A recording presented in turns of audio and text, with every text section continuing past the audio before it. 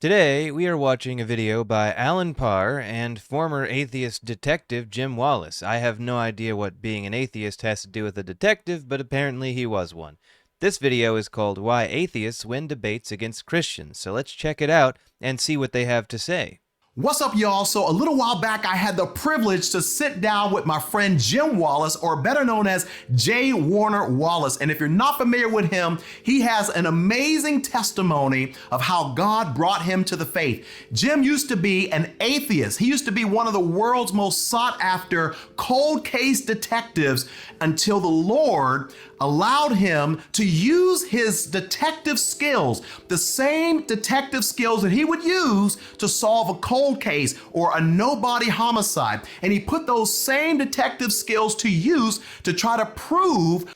Okay, I just want to say a couple things already. The first thing is, I really don't like how much this guy's face moves when he's talking. Like, why does it need to move that much? Isn't that kind of odd to anybody else? Isn't that kind of like weird?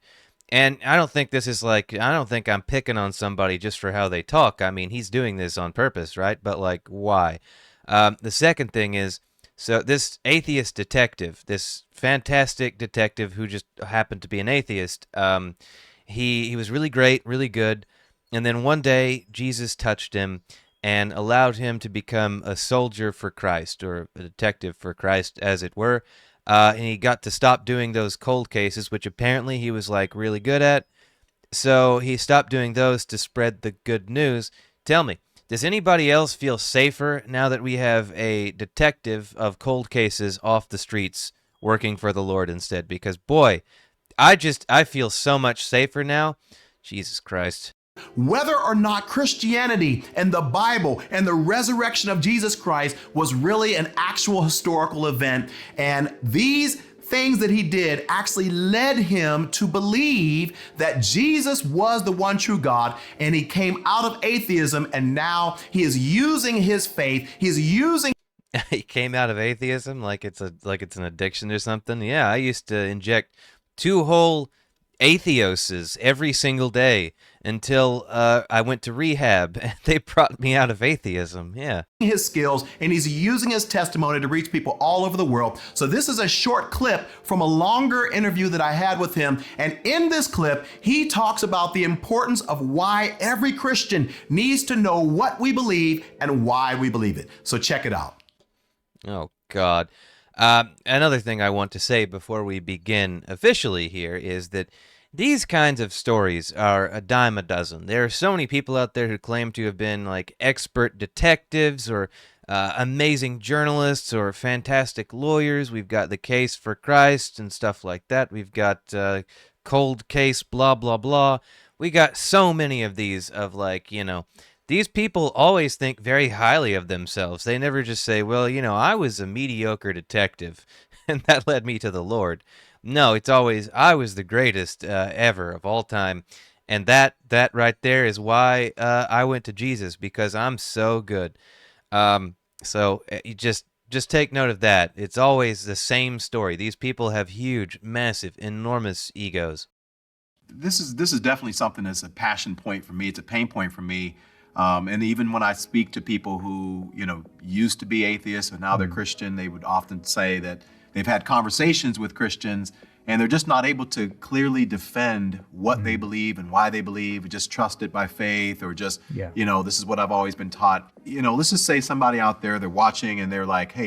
There is that saying that you can't reason somebody out of a position they didn't reason themselves into. So I want to be able to defend my faith. I want to really understand how this Christianity thing came to pass and why it's true. Okay, so if you are a Christian, for some reason you've stumbled on this video, I just want to say something to you personally really quick. All my atheists can just go ahead and skip this part because I just want to talk to the Christians out there for a second. Now, this guy says he wants to learn how to defend his Christianity. That, in my opinion, is the wrong perspective. I mean, this guy, as far as we know, has no evidence that his Christianity is true. Before he sets about trying to defend it, he should probably know on what grounds he's considering this to be a true thing. When I am researching something new, I don't try to find reasons to believe that it is true. I try to find reasons to believe that it is not true. I try to find reasons to think something is real and not real, but I tend to lean towards the not real because I think reasons that something is not real are very important. I think that's a lot of the time where you're going to find the strongest evidence. Think about the congressional UFO hearings with that David Grush guy. Um, that guy, obviously, he's got some incredible information, and a lot of people are just like prone to believing that. There was this fake George Carlin AI thing these two comedians did where they invented a script and used a George Carlin voice clone to, do the talking. And in this thing, they had the George Carlin AI say something like, well, the government has admitted that there's UFOs. Now, a lot of people seem to believe this because of that David Grush thing and the Congress, how interested they are in this. But I think that could be very instructive because obviously we want to believe that aliens are out there. I do. I like aliens. I think it's a cool idea. I want to think they're out there. But we got to ask some really big questions here. Where is the evidence? I think is a big question. We have this guy saying, I swear, guys, I've got it. I've got proof. Well, let us see it. Then there are other things you could point to. Like there are certain paradoxes. Like if there are so many advanced alien species out there, they're coming to Earth. Why are we special? Because that implies civilizations of our type have to be pretty common, or else there wouldn't be so many of these species capable of coming here, right? For there to just be one species that has come to Earth, that implies there's probably a lot of species on our level or similar to it out there, doesn't it? So we have to ask these questions, these skeptical, critical questions, especially about things we want to believe. We should not be looking for ways to defend things we already believe. We should be looking to find whether what we believe is true or not. And if we don't do that, well, we could be Allen Parr, and who wants that? What would be some of your best advice to help people step up in that area? Because, you all are watching this and you're going to be faced with conversations with skeptics and unbelievers. Yeah. Maybe it's a neighbor, maybe it's somebody on the plane or whatever. Maybe it's an atheist who is skilled in debate and they are ready for all of your arguments and they know exactly what you're going to say. And if you, as we said earlier, and you jump straight to, well, the Bible says this, and as soon as they say, I don't think your Bible is a reliable source, I don't believe in your Bible, most Christians, unfortunately, they're stuck. They don't know there's nowhere else for them to go because they put all of their faith either in the Bible or they put in their personal testimony. Well, I don't know about if you don't believe in the Bible, that's fine, but I can tell you what God did for me. But then if there's somebody who's a Muslim, they'll say, well, you know what? My life has been changed by Islam, or my life, I'm Black Hebrew Israelite. My life's been so. I'm glad they at least acknowledge this problem because this is a very big problem for their side, for the religious side of the equation. There is a short documentary called Spiritual Witnesses that is on YouTube. It's been on here for a long time. It's about 13 minutes long. It has less than 100,000 views, and it does contrast the wealth of spiritual experiences out there. It's got people converting from one religion to another, and the religions are all over the map. I mean, it's every religion you can imagine, and some cults are even in there. Granted, I think the difference between religion and cult is pretty superficial, but I digress. Therefore I am. So I think everybody should check out that because it's very interesting. If you're justifying your faith based on how you feel, well, other people feel their faith just as strongly, so that's not very compelling evidence, and again, I'm glad they acknowledge this fact. So still, you have no proof that what you believe is actually true. So true. So what would you say to a Christian who they want to be girded up? Yeah. But well, first of all, take a uniquely Christian approach. So this is not a set of proverbial statements that can't be tested. It's not like we have a. Try to disprove it. I mean, the worst case scenario is you do disprove it and become an atheist. And I'm an atheist, so I can assure you there's nothing bad about that. I mean, we don't think sin is real, so you get to just have all the fun you want to have. But try to disprove it. Completely disprove it. Find the best evidence you can against it. And if you totally fail, well, I guess you've got a pretty good reason to be a believer, don't you? But if you never take that step, well, you don't know what you're missing. A set of scripture like Baha'u'llah in the Baha'i faith, where you just have a set of statements that Baha'u'llah makes that we have to trust that these have value, and you can kind of see that they've had value in my life, so therefore that's what makes them true. This is a different view. This is a view that's grounded in a historical event called the resurrection, and you can test historical events. It's very unusual. It's not the wisdom statements of Buddha. No, it's about an historical event, the resurrection. It's not about the wisdom statements of Hinduism, or it's not about Confucius. It's about an event that occurred. If it didn't occur, we're out. If it did occur, we're in. And I think most people, if you ask them, why are you a Christian? I've done this a number of times, and what I usually get are 3 different ways people will answer. 1, I was raised that way. That is the most popular. Before they proceed, I just want to talk about something sort of related to this, because he's going to go on about like the resurrection being a historical event. Now, I think we can say pretty securely that the crucifixion was probably a historical event that actually happened. That's one thing. I mean, we know crucifixions were common in Roman times. We know that for a fact. But there are some complicating factors here. For example, Matthew, Mark, Luke, and John, they are our sources for information about the crucifixion and the resurrection. But they were not written by Matthew, Mark, Luke, and John. We have no idea who wrote them. I was going to say who writ them, but that's not the correct word for that. We have no idea who wrote them, and that's a pretty big problem. I mean, they are not first-hand sources. They are not the people who actually witnessed these events occurring. These are stories handed down, and they take from multiple sources. I mean, Matthew and Luke draw from Mark. They literally did take text from Mark.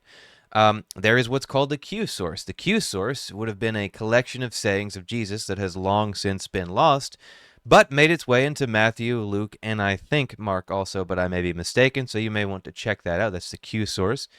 But these are compilations of stories and older texts. Anonymous. We don't know who wrote them. We have no first-hand evidence of anything regarding Jesus. We don't have any texts from anybody who ever met Jesus. That's a pretty big problem for any case for Christ, as it were. Answer people give. I was raised in the church. 2, I've had an experience. Oh, and before somebody thinks to mention 1 Peter and 2 Peter, not written by Peter. Sorry. That confirmed for me that Christianity is true. And that experience can be a lot of different weird things. It can be a lot of really good things, really cool things. But it's just an experience. Or 3, God just does this. It's nothing I did. It's just that God, well, you realize that this is the same answer that everyone gives. If you're a Mormon, those are your 3 answers. If you're a Muslim, those are your 3 answers. We could do better than that. We have the one worldview that could be tested historically to see if it's true.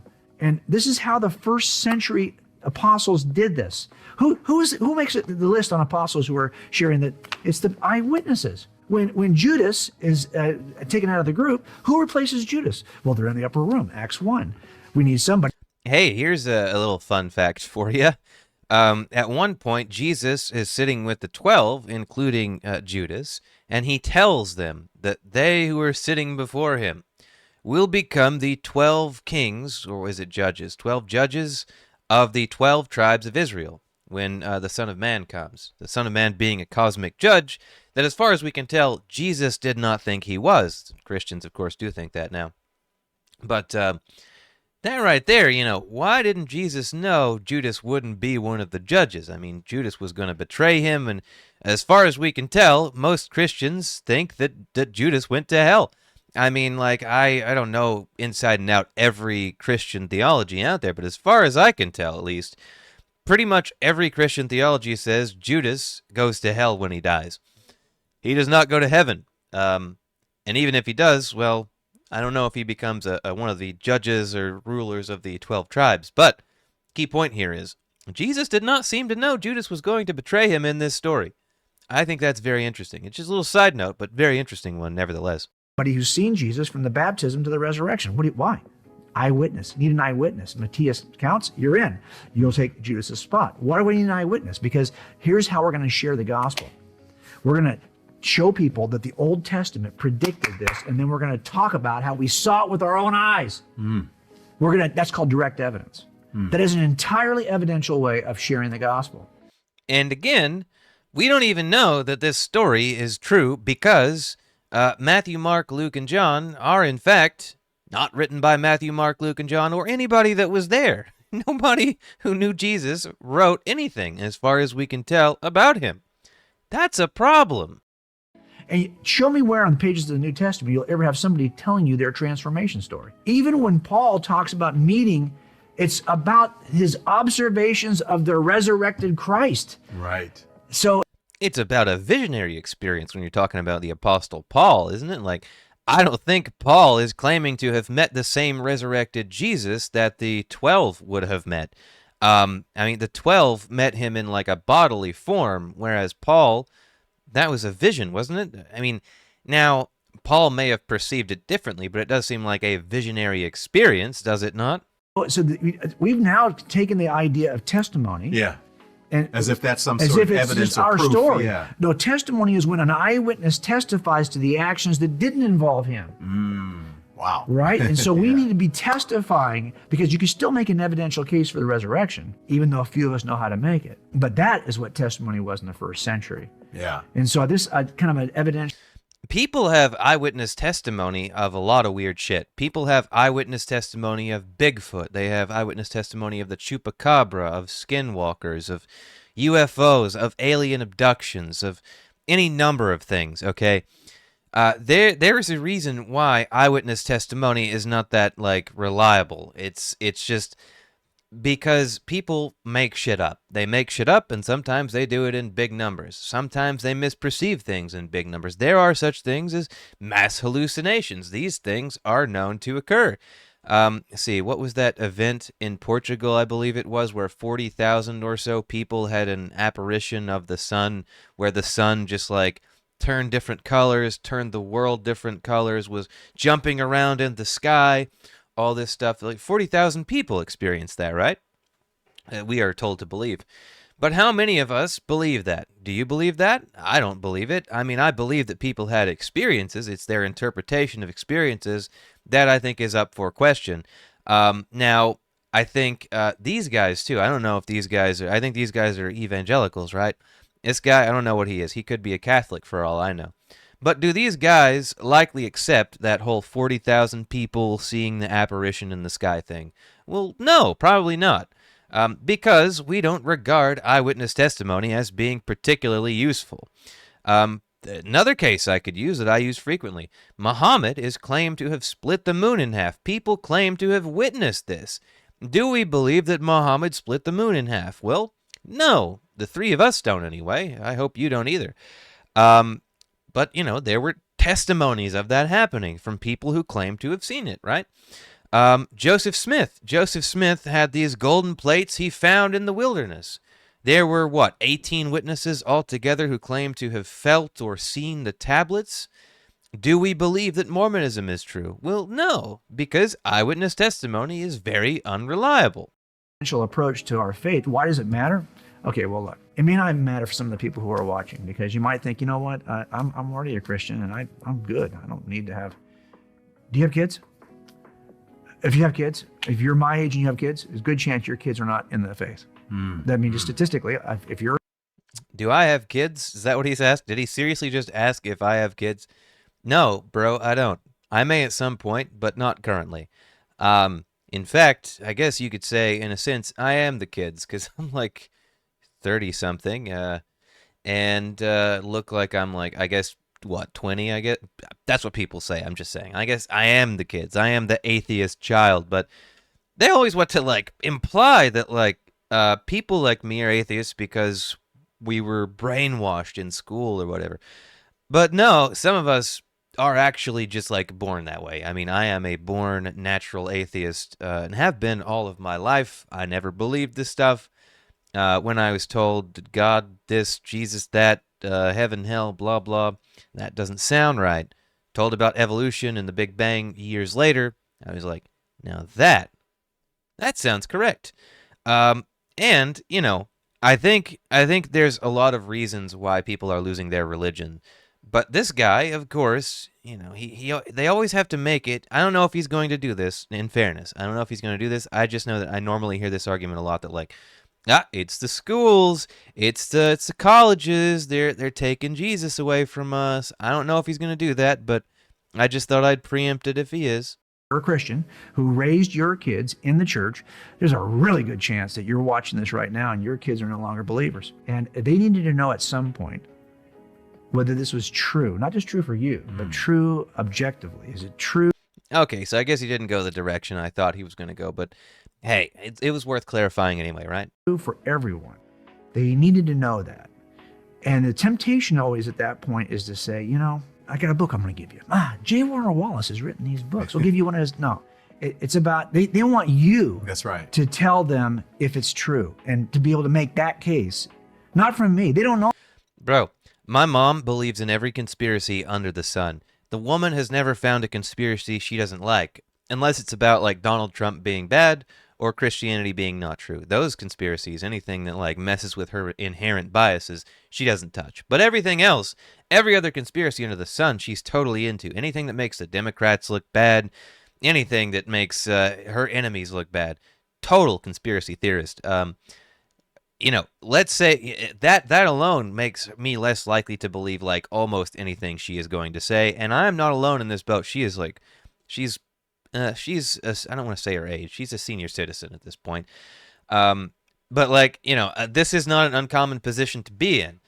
I think these people ignore that, like, for a lot of us who are not in Christianity, and a lot of people who left it, I didn't have the experience of leaving it, but for a lot of people who left Christianity, our families, our especially elderly family, are in the thick of just like this incredible conservative conspiracy mindset. They'll be anti-vaxxer. They'll sometimes think COVID is fake or made by the Democrats or any number of things like that. They'll be into QAnon, blood libel stuff. They'll be into the Nasara conspiracies. I saw some boomers, I swear to God, this is not, if Jesus is real, if he's up there, I swear to him, in fact, which of course I don't think he is, but let's assume he is. I would swear on him this morning, today, literally before recording this video. I saw some boomers on Facebook that I know personally, that I am, like, I know these people in real life.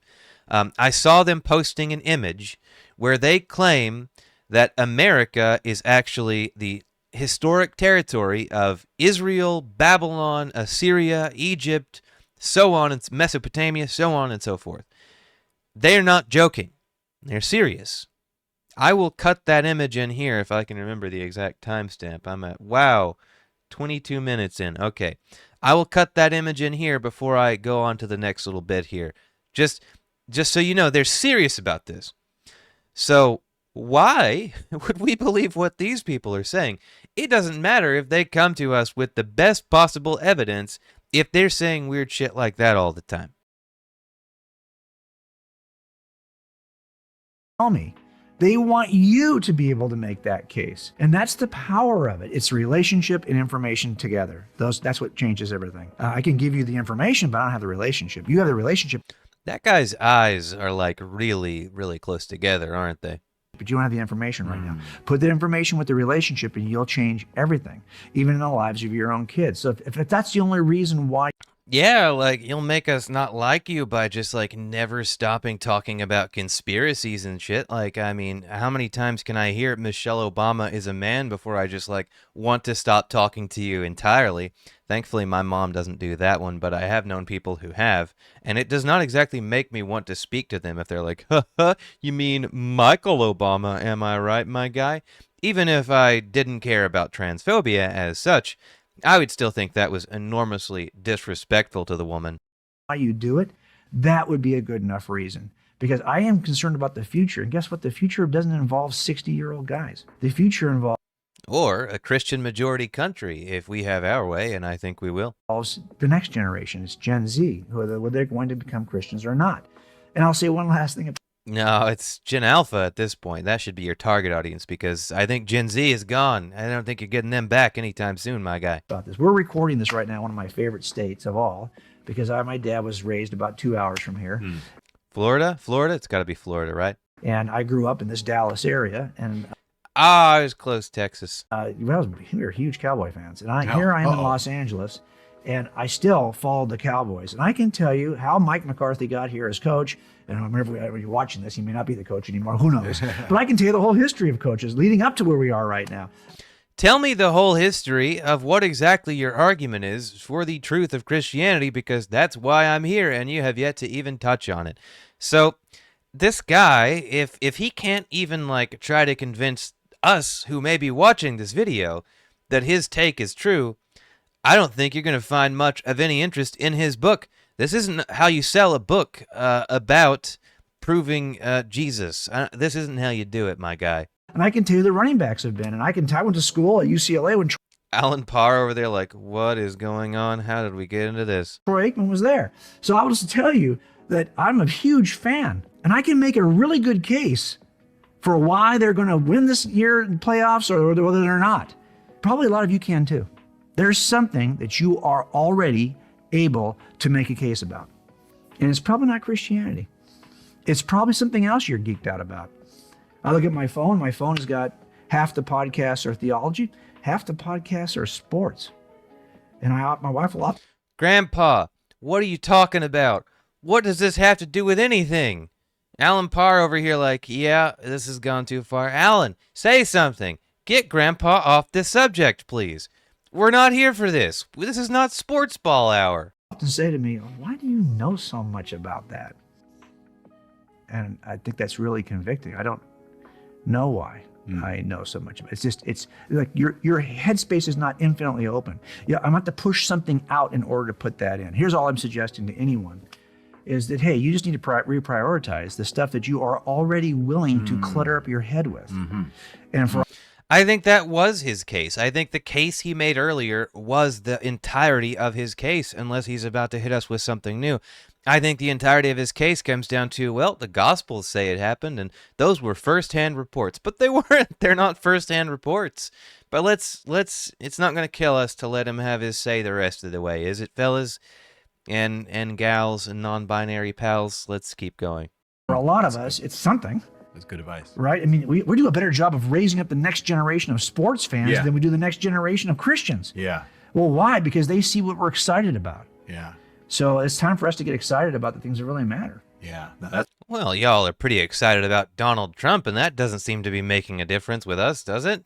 great advice, because when you start comparing, like, okay, how much time do I spend on YouTube? How much time do I spend on Instagram? If you just took 30% of the time that you spend looking at Instagram and checking out photos and scrolling through the news feed, if you just take 30% of that, or Netflix binging all your favorite shows for hours and hours, right? We're not saying don't do those things, but if you just take just a fraction of that time and maybe pick up a book on apologetics, or maybe go to gotquestions.org, or maybe go to, maybe we'll put some links in the description of some websites that we recommend. All right, we'll call it then. I remain unconvinced, as I assume all of you also remain unconvinced. This guy was sold to us as being like a homicide detective extraordinaire, and maybe in his prime he was. But now he's just grandpa who believes in Jesus. Great, fantastic. Those are a dime a dozen. I don't see anything special here. There's nothing unique about these arguments. His argument just boils down to, well, we have reports. Like, yeah, sure, we got reports of a lot of things that never happened. Again, Bigfoot, Chupacabra, Skinwalkers, UFOs, UFO abductions. We have reports. Your reports are not necessarily more accurate than their reports. We need better information than that. And your whole hypothesis about people taking it better when it comes from grandpa and grandma, not the case. Not the case at all, or else young people would adore Trump. So I guess that's it for that. Thanks for coming. Thanks for being here. I hope you have a great one.